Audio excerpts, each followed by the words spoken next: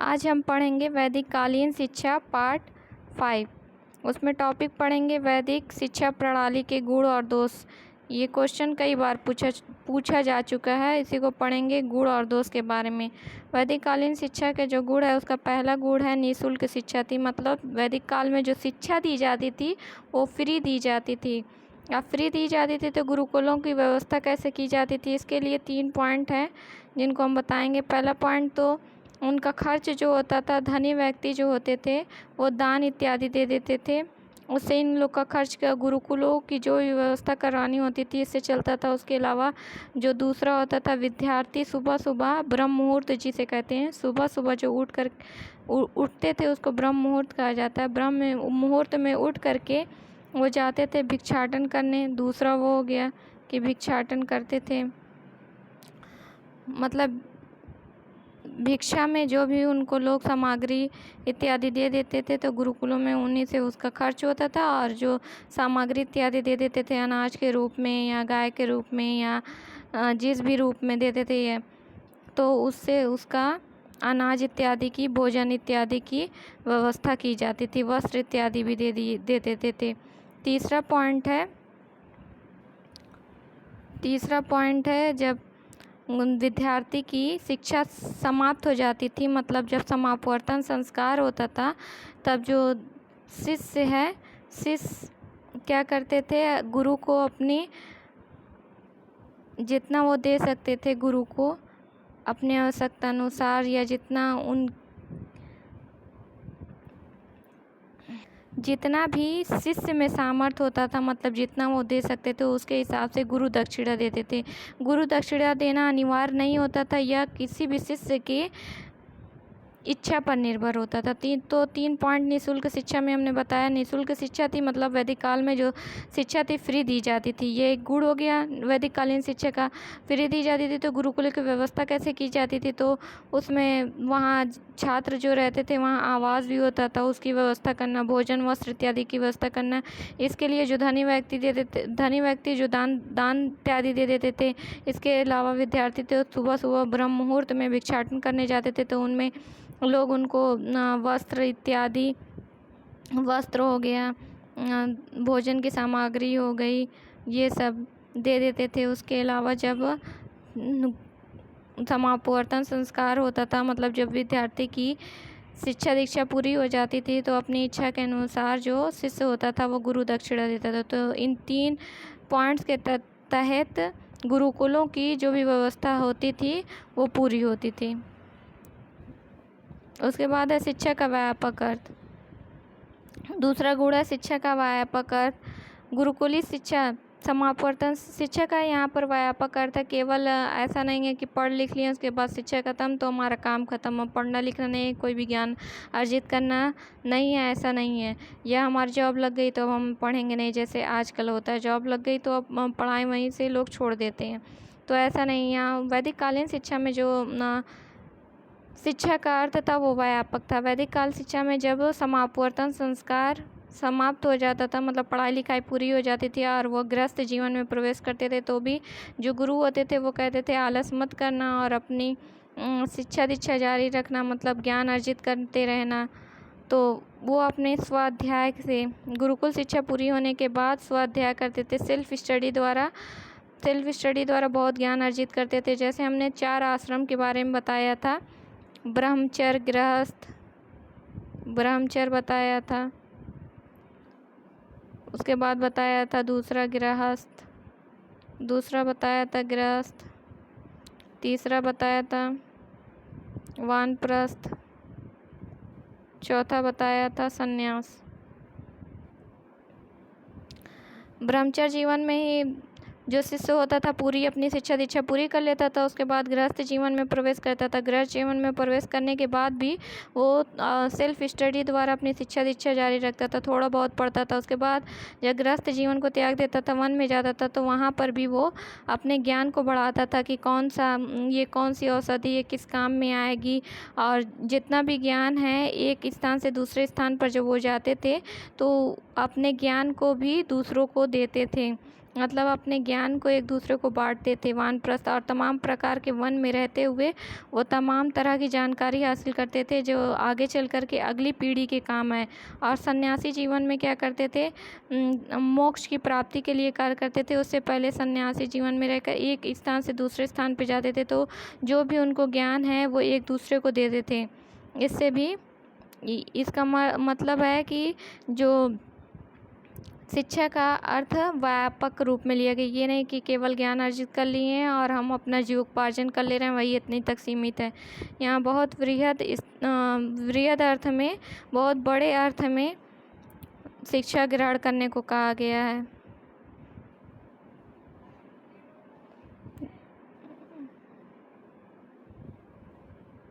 वानप्रस्थ में जब वो पहुंचते थे, गृहस्थ जीवन त्याग करके जब वानप्रस्थ में जाते थे और तमाम प्रकार के औषधि, वहाँ कौन सा पेड़ किसके लिए लाभदायक है, उससे कौन सी औषधि बनती है, ये सब के बारे में पता करते थे।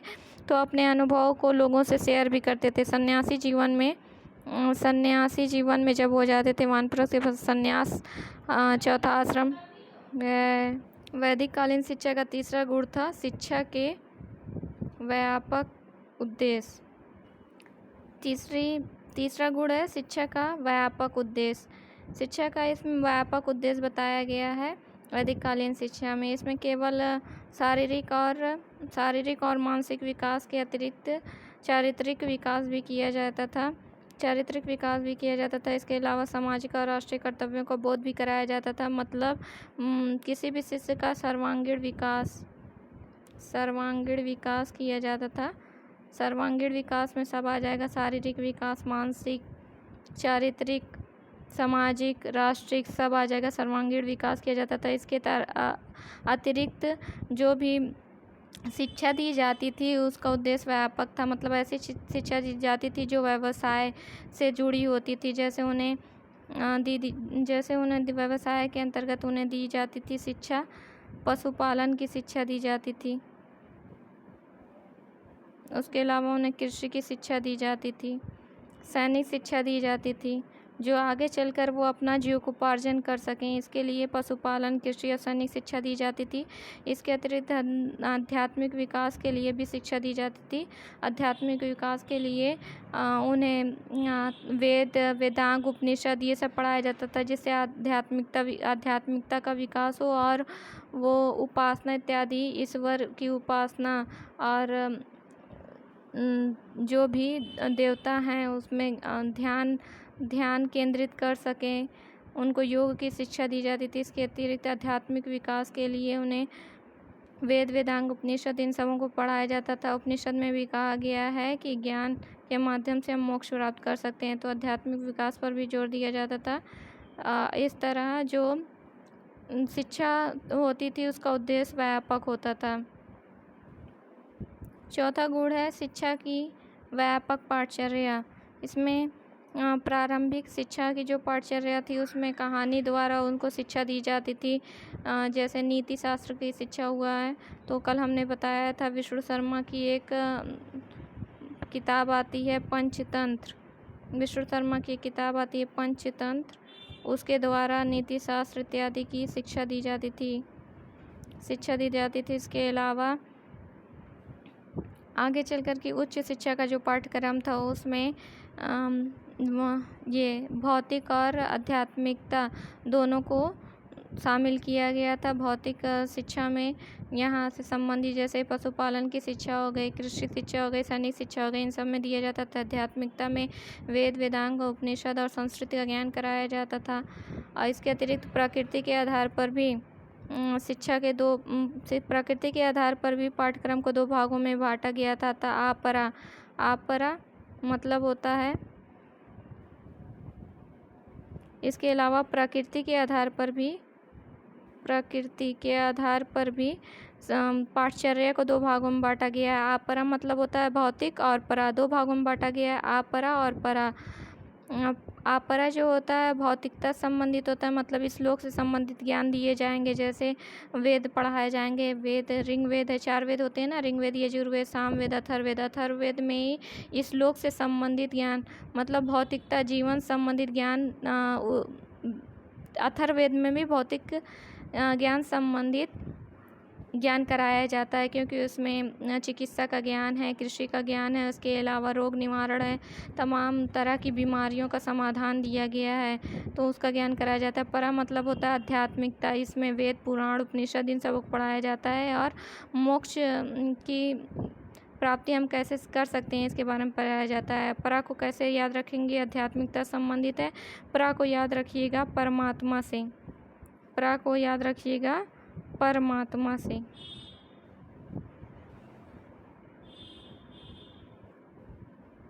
परमात्मा से परा को याद रखिएगा परमात्मा से, तो याद रहेगा। तो शिक्षा की भी व्यापक पाठचर्या थी, जिसमें भौतिक जीवन संबंधित भी उनको ज्ञान कराया जाता था, जैसे कृषि का ज्ञान हुआ, पशुपालन का ज्ञान हुआ, सैनिक शिक्षा हुई, इन सब की शिक्षा दी जाती थी, जिससे वो आगे चल कर के अपने जीवकोपार्जन कर सके। और आध्यात्मिकता की भी परा का मतलब होता है आध्यात्मिकता से, तो आध्यात्मिकता का भी ज्ञान दिया जाता था, जिससे वो आगे चल कर के जो तीसरा आश्रम होता था वानप्रस्थ, उसमें वन में जा कर के चिंतन इत्यादि कर सकें। और उसके बाद चौथा आश्रम होता था संन्यास, उसमें जाकर मोक्ष की प्राप्ति के लिए चिंतन, मनन और साधना कर सकें। ये सब इसमें कहा गया है। इसीलिए शिक्षा की व्यापक पाठचर्या होती थी वैदिक कालीन शिक्षा में। उसके बाद आगे देखेंगे 6वां या 7वां गुण है गुरु और शिष्य का अनुशासित जीवन। अनुशासित जीवन, गुरु और शिष्य दोनों अपनी एक दिनचर्या को फॉलो करते थे। पूरी एक दिनचर्या होती थी, उसको फॉलो करते थे। शिष्य क्या करते थे? सुबह सुबह उठ जाते थे, जिसे ब्रह्म मुहूर्त कहा जाता है, और भिक्षा मांगने के लिए चल देते थे। और उसके स्नान इत्यादि करके भिक्षा मांगने के लिए चले जाते थे। उसमें जो भिक्षा में सामग्री मिलती थी, वस्त्र या भोजन संबंधी सामग्री, उसको ले आकर के उसका प्रबंध करते थे। भोजन इत्यादि का प्रबंध भी करते थे, क्योंकि गुरुकुलों में जो आवास होता था, उन्हीं आवासों में शिष्य रहते थे, तो इनको एक डेली की रूटीन फॉलो करना होता था। डेली अपनी एक दिनचर्या को फॉलो करना होता था। उसके अतिरिक्त गुरु को भी अपनी एक दिनचर्या फॉलो करना होता था। गुरुकुलों में जो नियम थे बहुत कठोर थे। शिष्य के जो नियम थे, यदि शिष्य कोई भी गलत काम करता था, तो स्वयं उसको अपने से खुद को स्वनियंत्रित करना होता था, या इसके लिए स्वयं को दंड देने होते थे, कठोर दंड देने होते थे, और उनका पालन करना होता था।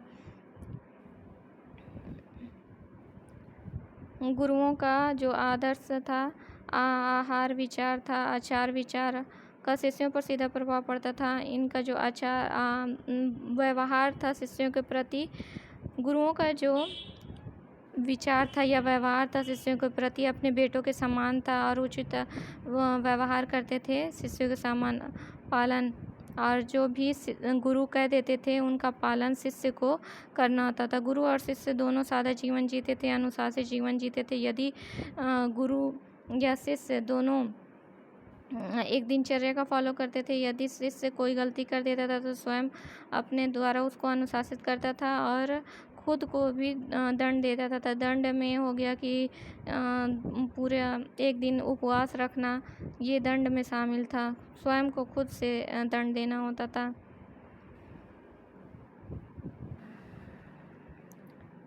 उसके बाद वैदिक कालीन शिक्षा का अगला गुण है गुरुकुलों का उत्तम पर्यावरण और संस्कार प्रधान जीवन पद्धति। गुरुकुल कहाँ होता था? गुरुकुल शांत वातावरण में, गांव से दूर शांत वातावरण में होता था, जहाँ पर शिक्षा बाधित नहीं होती थी, आराम से शोर शराबे से दूर होता था। मतलब जहाँ पर आराम से एकदम शांत वातावरण हो और आराम से पढ़ाया जा सकता था। झरने के किनारे ऐसा ज़्यादातर देखा जाता है, झरने के किनारे या पेड़ पौधों के बीच आश्रम उनका बना होता था। गुरुकुलों में शिक्षा दी जाती थी शिष्यों को, उनका वातावरण बहुत ही अच्छा होता था। और गुरुकुलों में प्रवेश के लिए पहले उपनयन संस्कार होता था, और जब शिक्षा दीक्षा समाप्त हो जाती थी समापवर्तन संस्कार होता था। मतलब एक पद्धति चलती थी जिसमें संस्कार द्वारा ही वो गुरुकुलों में प्रवेश करते थे, और जब उनकी पढ़ाई पूरी हो जाती थी तो समापवर्तन संस्कार किया जाता था।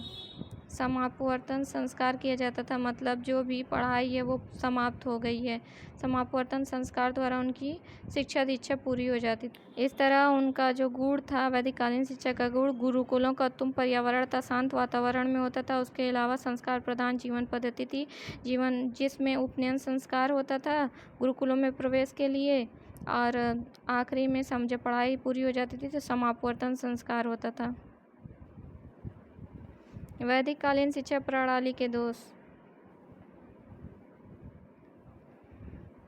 शिक्षा राज का उत्तरदायित्व तो नहीं थी। वैदिक काल में जो शिक्षा थी वो उस पर राज का कोई नियंत्रण नहीं होता था। इसका पूरा जो भी व्यवस्था करनी होती थी गुरुकुलों में होती थी, और इस व्यक्तिगत रूप से गुरु ही इसकी सारी व्यवस्था करते थे कि इसमें क्या शिक्षा दीक्षा देना है, कैसा पाठ्यक्रम होना चाहिए, किस प्रकार की सुविधाएं दी जाएंगी। इन सारी व्यवस्था गुरुकुलों में गुरु द्वारा की जाती थी। शिक्षा राज का उत्तरदायित्व नहीं था, इस पर व्यक्तिगत नियंत्रण होता था, मतलब इस पर गुरुकुलों में दी जाती थी शिक्षा और इस पर नियंत्रण गुरुओं का होता था, मतलब व्यक्तिगत नियंत्रण होता था। और इस पर कैसी पाठचर्या होनी चाहिए, क्या पाठ्यक्रम रहेगा, क्या शिक्षा दीक्षा दी जाएगी, इस पर भी गुरुओं का पूर्ण अधिकार होता था, मतलब गुरुओं का पूर्ण नियंत्रण होता था। जन शिक्षा का विकास नहीं हुआ था क्योंकि यहाँ पर शूद्रों को शिक्षा दी नहीं जाती थी। स्त्री शिक्षा थी तो, लेकिन वहाँ की समुचित व्यवस्था नहीं की गई थी कि स्त्रियों को भी शिक्षा दी जाए। स्त्री शिक्षा होती थी, जैसे वैदिक काल में गार्गी, पाला, मैत्रेयी, ये इन सब को स्त्री शिक्षा विदुषियाँ थी। वैदिक कालीन विदुषी मतलब होता है विद्वान, तो वहाँ की विद्वान थी, मतलब उनको शिक्षा दी जाती थी, लेकिन आज की तरह उनकी समुचित व्यवस्था नहीं थी। और शिक्षा जब राज का उत्तरदायित्व तो नहीं था शिक्षा का, तो यहाँ पर जो खर्च इत्यादि होता था इसकी भी व्यवस्था राज नहीं करता था, बल्कि इनकी गुरुकुलों में जो भी व्यवस्था होती थी उसके लिए जो धनी व्यक्ति थे दान दे देते थे, इससे इसकी व्यवस्था चलती थी, मतलब खर्च पूरा होता था। दूसरा, जो विद्यार्थी होते थे वहाँ भिक्षाटन करते थे, इससे इनका खर्च चलता था। उसके अलावा जब विद्यार्थी की पढ़ाई पूरी हो जाती थी समापवर्तन संस्कार होता था, इसके माध्यम से भी समापवर्तन संस्कार होता था। तो जो शिष्य होते थे वो गुरु को अपनी इच्छा अनुसार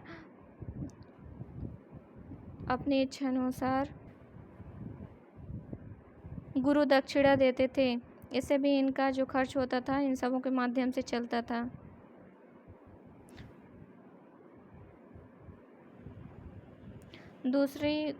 दूसरा दोष है वैदिककालीन शिक्षा का आय के अनिश्चित स्रोत एवं भिक्षाटन, मतलब आय का कोई निश्चित स्रोत नहीं था कि राज्य द्वारा इनको कोई अनुदान दिया जा रहा था, ऐसा कुछ नहीं था, या राज्य द्वारा इनकी खर्च की पूर्ति की जा रही थी, ऐसा नहीं था। ये जो गुरुकुलों में गुरु थे वही उनका सारा प्रबंध करते थे, इसलिए अनिश्चित स्रोत थे, कोई भी निश्चित स्रोत नहीं था।